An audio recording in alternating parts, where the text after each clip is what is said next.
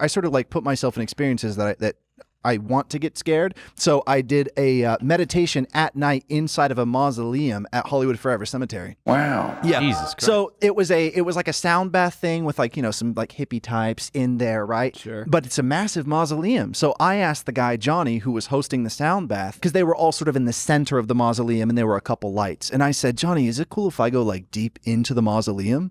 And I just like pointed at what was just darkness, just black darkness it's like a church basically, mausoleum with the walls and stuff, with all the bodies in the walls. Yeah. And he was like, yeah, dude, of course you can. Oh man, I tell you what, about 30 minutes in, I was regretting it. Why? What was happening? Because I was spooked to hell. It just got like there were just people standing next to me. Wow. Whoa. Yeah, definitely. Do you think it's because they're pissed off that they're buried in a fucking wall? They didn't like me there, that's for sure. Why? You can tell when they're... Yeah, it's their place at night.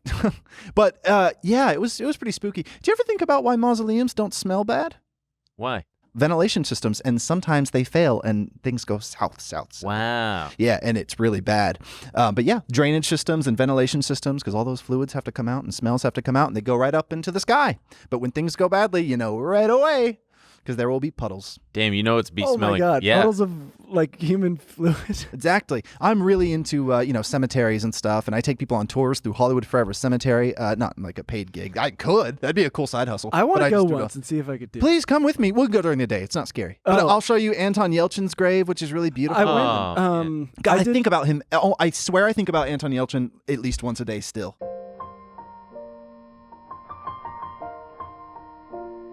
One of my favorite people on the whole planet, his name is Tyler Cassidy, who, I don't mean Froggy Fresh, I love him. I bet you sleep with the night light, cause you're scared of the dark, cause you stink like a fart. But Tyler Cassidy is the guy who owns Hollywood Forever Cemetery. Oh. There's And an if I- owner of it?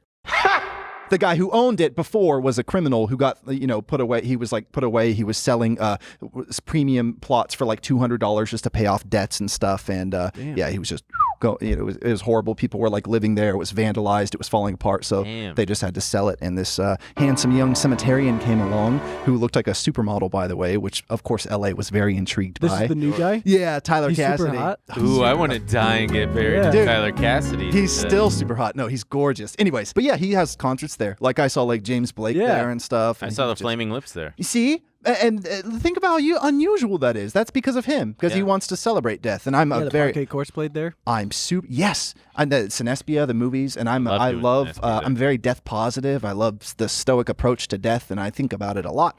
What does death positive mean? It means that you think about it a lot and you think it's pretty cool, but not Right. in like a gothy way, which is that's fine as well. But it's not like a drab thing. It's And like just- Americans are very like anti-death and scared of it and It's- don't confront we it in any treat way. death like bathrooms. That porcelain, white, clean, expensive. You can't be human. You can't be. It's such a cool thing. I love death positivities. Just meditating on it a lot and thinking about it. It's why I like this liquid.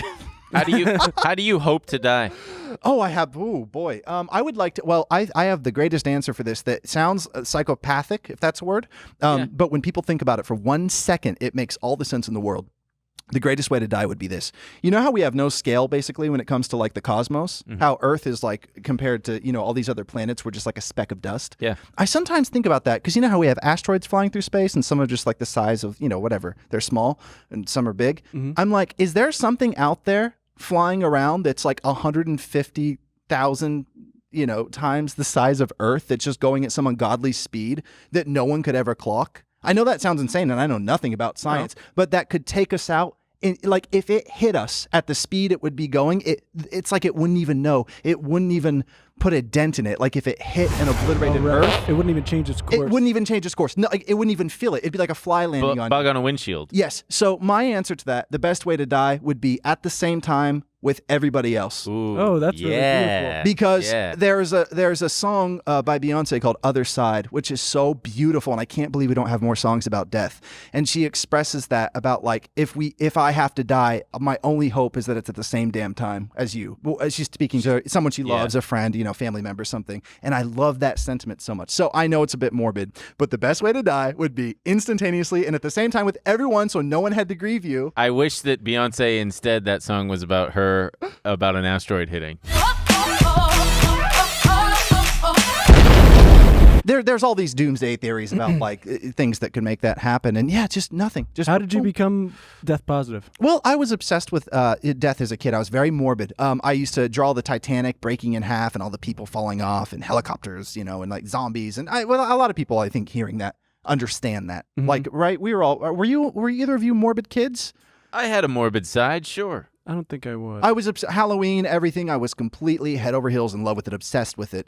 Yeah, and so I don't know. But then obviously, I grew up and got into like, philosophy and just started thinking more about it. And it's less of a gimmick now and more of just something I find deeply intriguing. But yeah, I think people are so terrified of death. But once you embrace it, it's actually really cool. Because once you embrace it, you're like, oh, wait, I need to live a really beautiful life like right now, which I know sounds kind of like 101. But when you really think about it, it's super cool because like suddenly this can that I'm holding or like just looking at you becomes the most beautiful thing in the world. It's incredible. It is really refreshing when someone because we pretend like it's not going to ever happen. Yeah. But It's never going to happen to me. Do you know Warren Zevon? No.